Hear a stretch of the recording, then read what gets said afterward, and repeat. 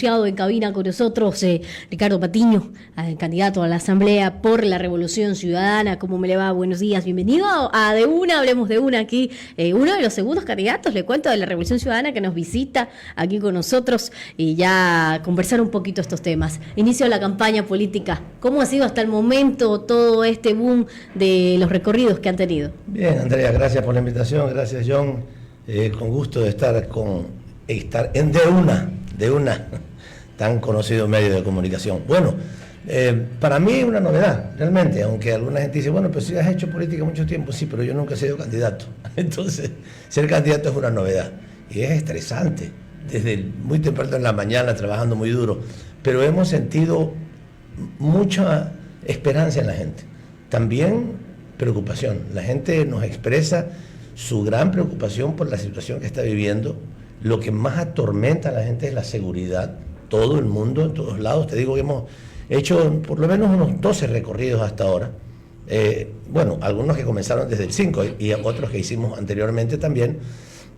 Y hay una gran preocupación por la seguridad. Yo creo que este es el mayor esfuerzo que tiene que hacer cualquier gobierno. Confiamos que será el gobierno de Luisa González a partir del 24 de mayo de este año, que ponga el mayor esfuerzo por dar seguridad. Y también, básicamente, digamos, otro elemento fundamental, Andrea, es el tema del empleo y de los jóvenes.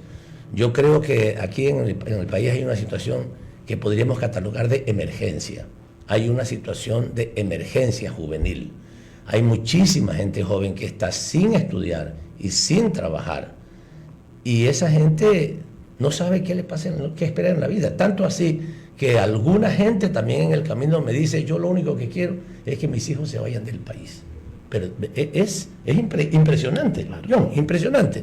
Que te lo dicen, o sea, sin ningún empacho, sin ninguna preocupación. Yo lo único que quiero, tengo 2 hijos, 3 hijos, es que se casen fuera, estudien fuera y se queden fuera, que no regresen al Ecuador. No tener una esperanza por el país es terrible, así es que ahí hay que trabajar muy duro. En realidad, y eso se refleja justamente en los gobiernos zonales donde se realizan los trámites para pasaportes, visas, en general, las largas filas de las personas que están realizando estos trámites para poder salir del país. Y más que todo, si lo que vemos son jóvenes, son jóvenes que están buscando las oportunidades en el exterior porque aquí están un poco complicadas. Y más que todo el tema de la inseguridad está frenando el tema de la inversión extranjera, ¿verdad? Sí. No solamente la inversión extranjera, la inversión nacional. También he podido apreciar que hay muchos negocios que están cerrados. No solamente cierran en la noche, cierran ya completamente, se han tenido que ir.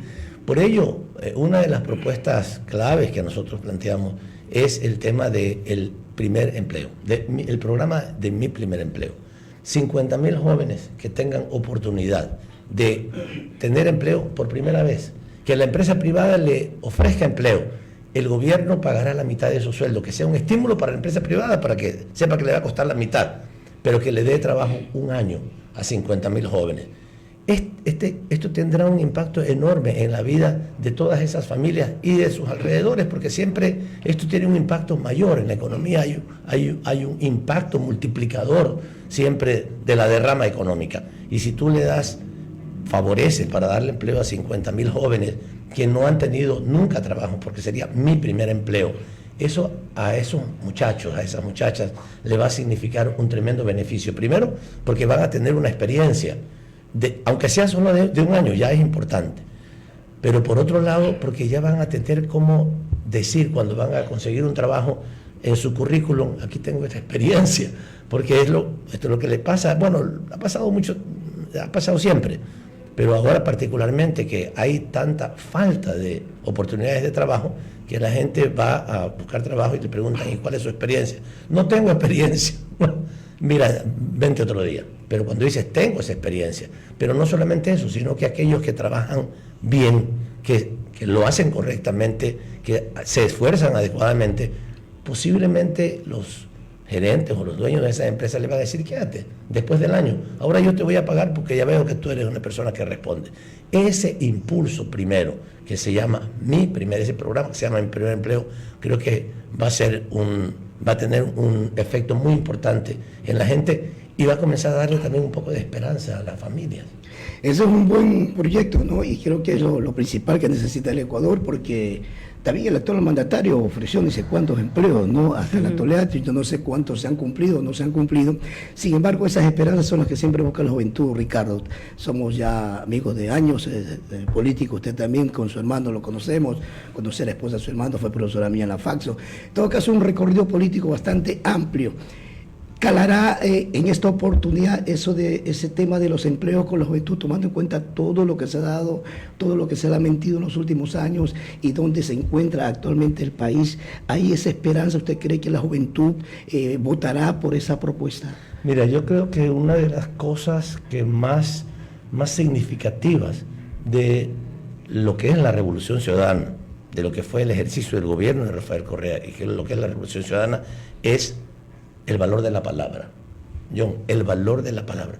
Hay gente que puede estar en desacuerdo con lo que nosotros hacemos, que no están de acuerdo con nuestro proyecto político, pero lo que nadie puede negar es que lo que nosotros decimos lo hacemos.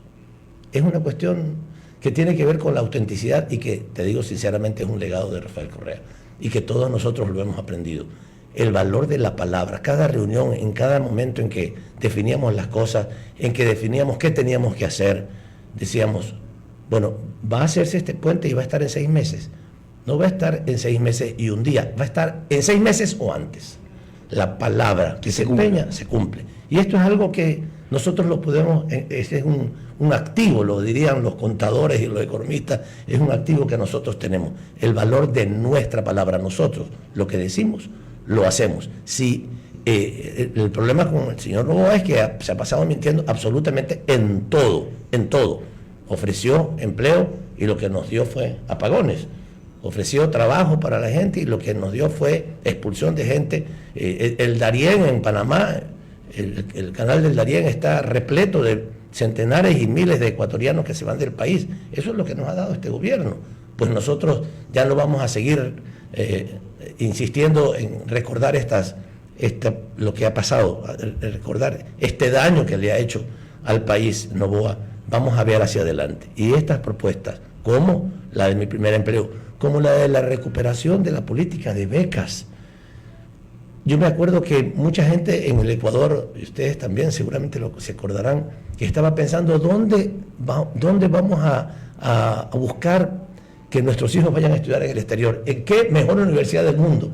Y la gente diciéndole, yo recuerdo mucho a una señora que le decía a su hija, estudia duro, estudia fuerte, porque la única manera de que tengas una beca es tu mérito, es la meritocracia. Aquí no vas a tener beca porque eres amiga de un ministro, ya eso lo sabemos y Correa lo ha dicho con claridad, la beca para los que lo hacen mejor. Se la merece. Eso lo aprendimos en un gobierno que tuvo autenticidad y que tuvo preocupación por la gente. Hablamos de la palabra, Ricardo, y sus palabras de este último fin de semana formaron la controversia. Usted dijo en su discurso que ganando Luisa viene Correa y sale Glass, y eso trajo controversia hasta con gente de su propio sí, claro. ¿Hasta qué punto es controversial lo que usted dijo? Sí, es controversial, por supuesto, es controversial, especialmente cuando no sale toda la información. Porque lo que he dicho es que con un gobierno de Luisa González habrá justicia. Y no tendremos a la Presidenta de la República ni a los ministros del Interior y de Seguridad o al ministro de Defensa poniéndole los pies en el pescuezo a los jueces para que dicten las sentencias que ellos quieren. Acabamos de ver a Lofredo, el ministro de Defensa, que dice, pido disculpas porque me están obligando, pero ya vas a ver, jueza, lo que te va a pasar. ¿Qué es eso? Con respecto al tema de los 4 menores de las Malvinas. O sea, estamos hablando de un gobierno, y los otros 2 también, pero particularmente, que le pone el pie militar en el pescuezo a los jueces para que dicten las sentencias que ellos quieren. Esto es lo que ha pasado antes. Yo lo que he dicho, no, con el gobierno de Luisa González esto no va a pasar. Y cuando los jueces puedan actuar por sus convicciones y por lo que dice la ley y por lo que dice la justicia, entonces las personas inocentes no van a estar en las cárceles. Y usted mencionó algo muy importante, el tema de los jueces, el que le ponen en la pierna, en el pescuezo a los jueces en realidad. Pero hay que también ser claros, el tema judicial en el país está tan viciado y está tan manoseado, y que vemos, y ya tenemos el ejemplo, caso Purga, Metaste, hay algunos casos en donde están involucrados algunos jueces fiscales y que eran parte de la corte como tal.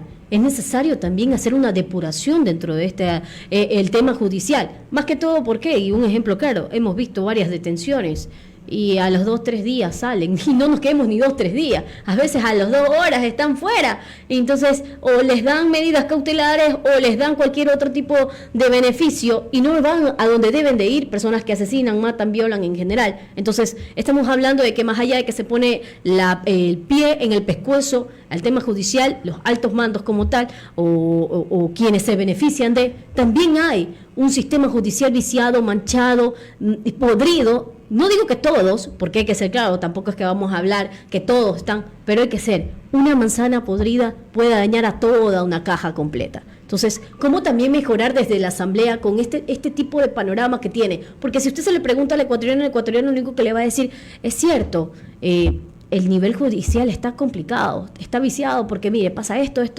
Quien le va y le consulta le dice esa parte. Entonces, ¿cómo cambiar desde la Asamblea, desde el Legislativo y mejorar esta situación? Mira, lo que tú dices es totalmente cierto. Hay que depurar muchas instituciones.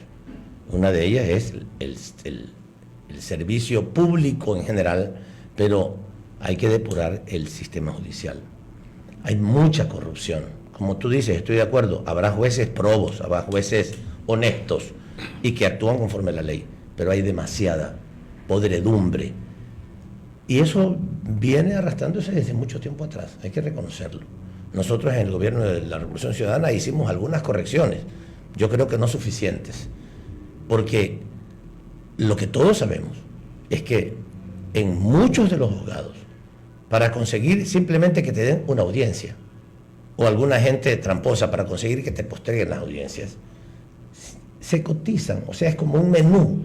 Tú vas a un restaurante y dices, bueno, por la carne mechada son $5 o $2, por el almuerzo son $2.50, bueno, acá es por atrasarte un tema, son $500, por darte una sentencia condenatoria. Todo tiene una tarifa. Tiene una tarifa. Eso es. Esa es la verdad, lo sabemos.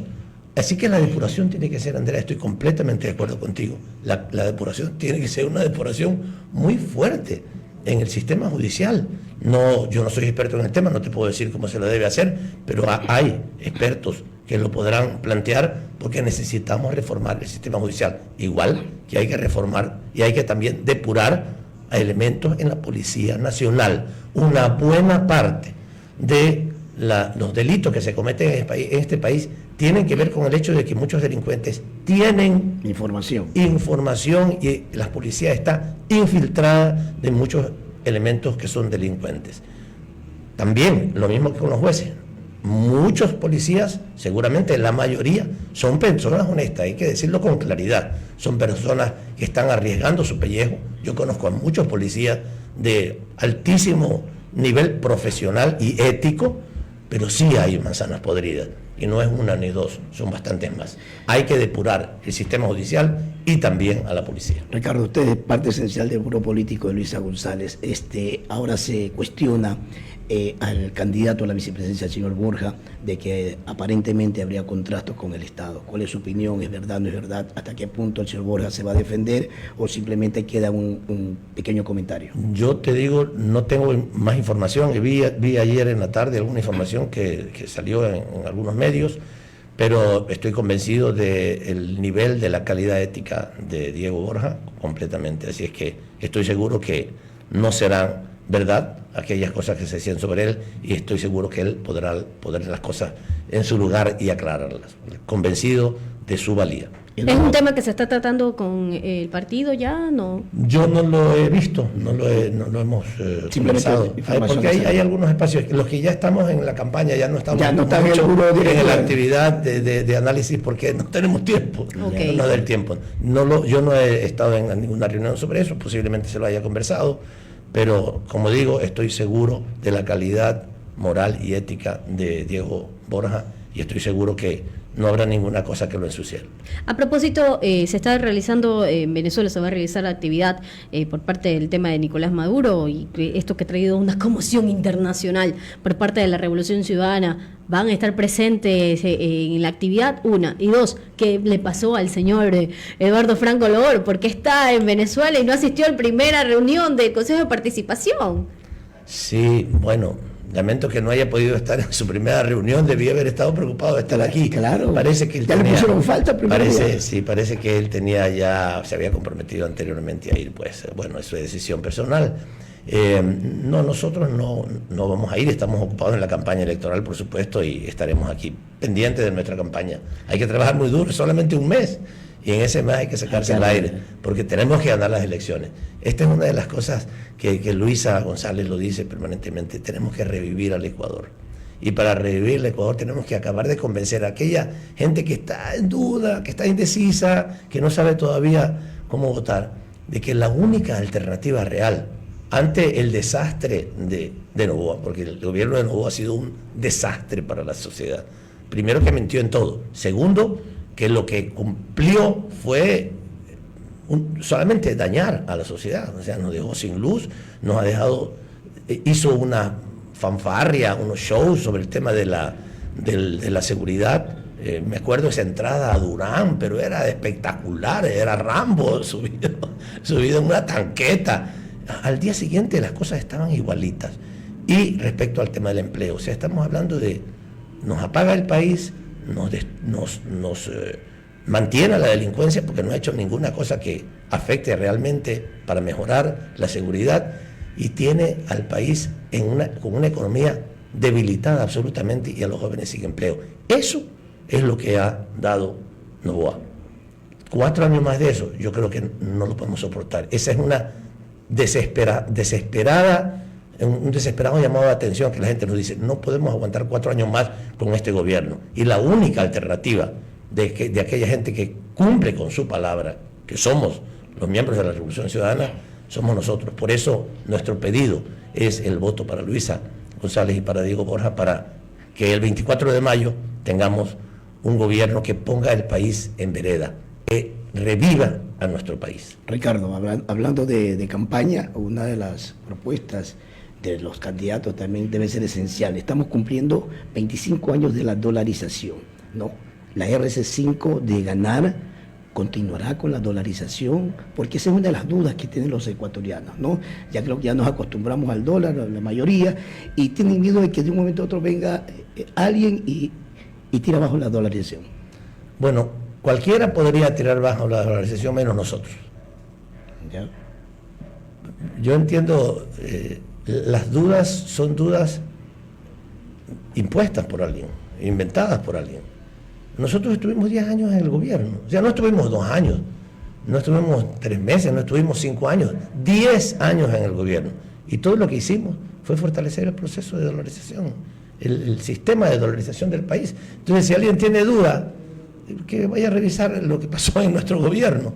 Los otros la pusieron en riesgo, los que siguieron, porque hicieron un desastre. Una economía fuerte no hay probabilidades, no hay posibilidades de que un sistema monetario quiebre. Por tanto, lo que hay que hacer es mantener una economía fuerte, resistente, productiva, equilibrada. Y eso hicimos nosotros en nuestro gobierno. Es lo que sabemos hacer. Una buena parte de los miembros de la Revolución Ciudadana somos economistas y sabemos cómo se sostiene adecuadamente un país. Y no solamente cómo progresa desde el punto de vista de los números y de los equilibrios y de los balances macroeconómicos, sino de la calidad de vida de la gente, porque eso fue lo que nosotros hicimos. Hablando de sostener, ¿cómo garantizar al ecuatoriano el tema de la asamblea? ¿A qué voy? Si usted pregunta al ecuatoriano y si le consulta cómo calificaría a la asamblea, a esta y a las anteriores asambleas que ha tenido, no tiene un porcentaje de aprobación al 100% o más del 60%, y algunos dicen mejor que estos asambleístas ya corran, cambien, se vayan y que se renueve. ¿Cómo garantizar o cómo sembrar en el ecuatoriano esa garantía de que la asamblea que va a llegar, o cómo trabajar para que el ecuatoriano cambie ese chip y diga: de aquí a 4 años diga, uy, esperemos que esta asamblea se mantenga, que esta asamblea que ha hecho algo se mantenga, y no solo el 15 o 20% de los asambleístas que propongan algo y el resto solo sean levantamano, porque hay que decirlo, en la asamblea en la mayoría son solo levantamano y son pocos los que proponen, son pocos los que van con propuestas, son pocos los que van con proyectos, planes que necesita el ecuatoriano. ¿Cómo garantizamos que el ecuatoriano diga, esta asamblea se debe de quedar? Bueno, en general en el mundo entero, Andrea, los aparatos legislativos, los parlamentos no son bien vistos, en general. Es más fácil también evaluar a una persona, a un presidente. Tú a un presidente le pones el 5%, o sea, el 5% lo apoya o el 80% lo apoya. Es más fácil porque es una identidad única, ¿verdad? Es una persona, está haciendo la grande o está haciendo la buena, está haciendo bien las cosas o las está haciendo mal, ¿verdad? Pero en cambio en el legislativo es más complicado porque hay tantas fuerzas, hay tantas opiniones diversas. Normalmente son de los más discrepantes, digamos, entre los partidos de la ultraderecha hasta los partidos de la ultraizquierda, pasando por el centro, y la gente discrepa muchísimo. Por ello es muy difícil que un legislativo tenga una aprobación, porque no hay una unidad. Cuando hay una unidad tú tienes o alta aprobación o alta desaprobación. Entonces eso es así.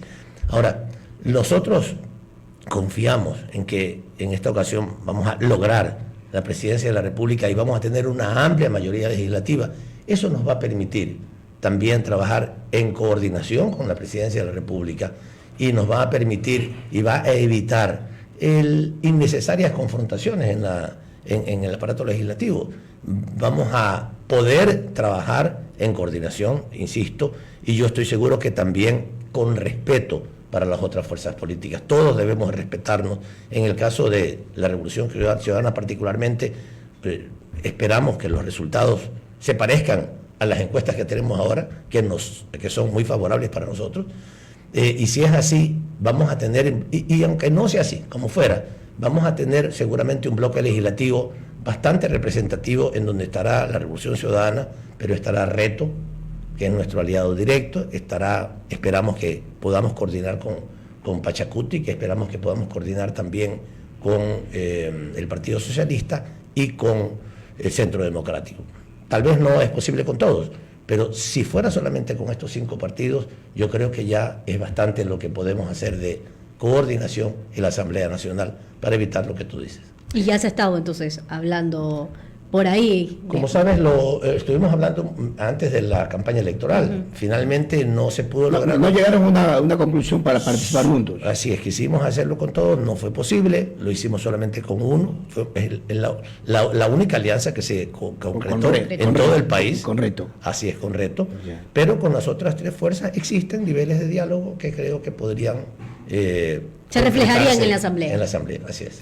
Importantísimo, de eso depende también, y usted dijo otro tema, Glass es inocente, Glass es un perseguido político, y en algún momento esperan que él esté en libertad también, porque es un baluarte de lo que es la RC5.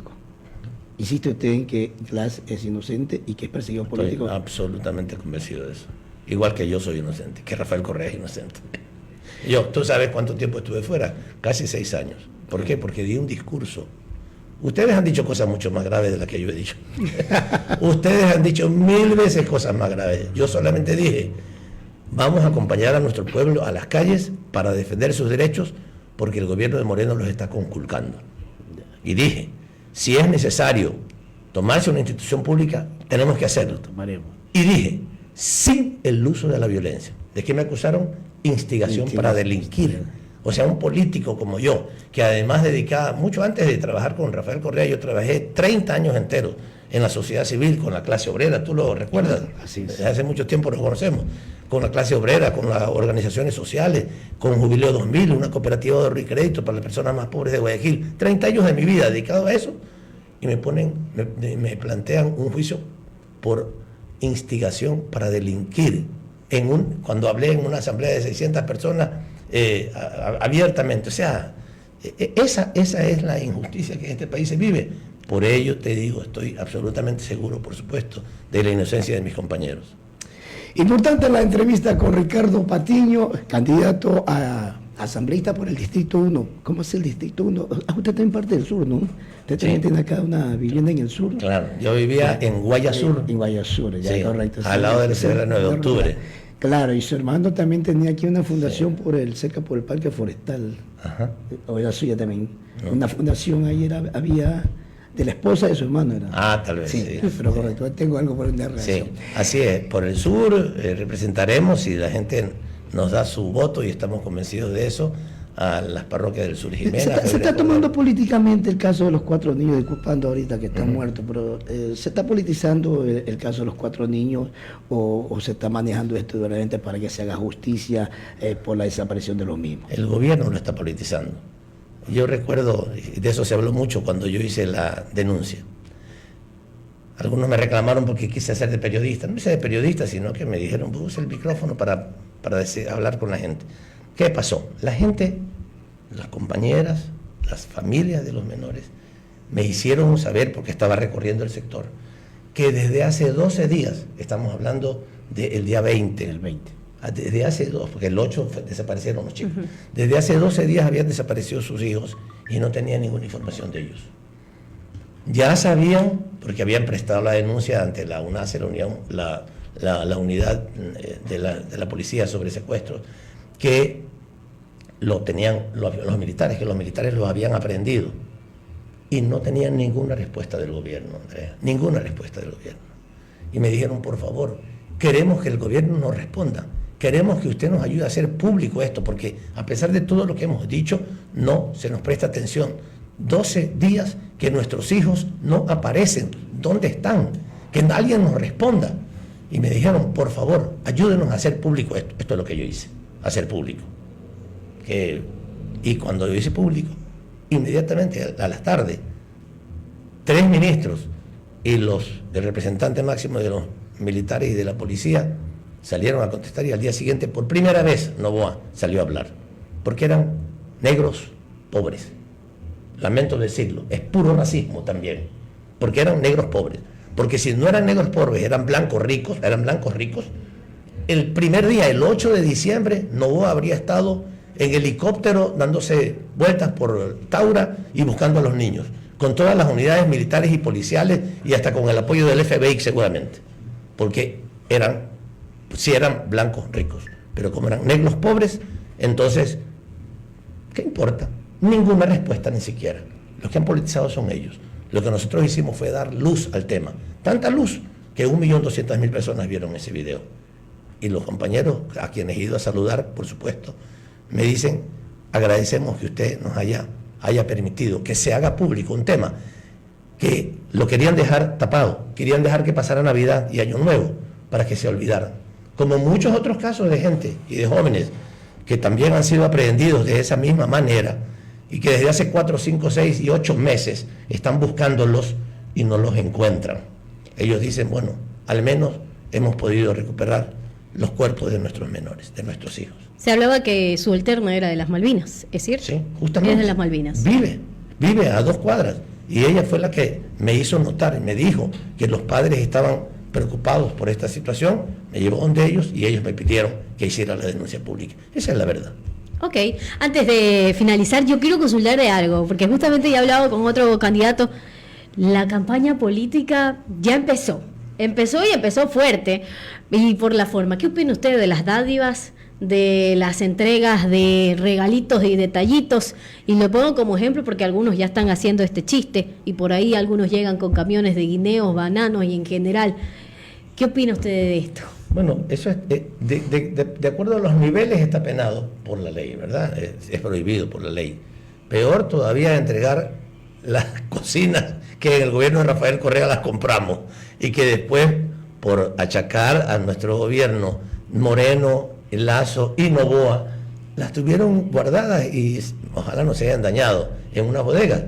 Pero ahora las sacan. ¿Cuántas cocinas estamos hablando? Yo creo que son 80.000, no sé cuántas son, pero nosotros las esas se quedaron almacenadas ahí desde ese gobierno. Nosotros las compramos e hicimos este programa, porque la idea era el programa de las cocinas de inducción. Yo pensaba que las habían repartido todas, por eso. No, porque no alcanzamos a repartirlas todas, pero suponíamos que el gobierno que venía iba a seguir ese programa, que es tremendamente positivo, para justamente ya no seguir cocinando con gas y hacerlo con electricidad, que es mucho más seguro, que es más barato y que además iba a tener un subsidio. Con ese subsidio incluso iba a ahorrarse mucho el Estado, pero ya no íbamos a atender los peligros de las bombonas de gas que explotan. Bueno, ahora están regalando eso, pero lo está haciendo una candidata de ADN. Yo creo que el Consejo Nacional Electoral o el Tribunal Contencioso debería de tomar alguna medida, porque la situación no es ni legal ni ética. Así es. John, muy bien. Creo que hemos hablado de todo un poco con Ricardo Patiño, los tiempos que nos vemos por acá. En todo caso, está el público, ¿no? Y será ellos quienes decidan al final. Aquí ponemos a los candidatos, vemos su perfil, vemos sus proyectos, vemos sus cualidades, pero al final usted es la persona que el próximo 9 de febrero dará el sí o el no a cada uno de ellos.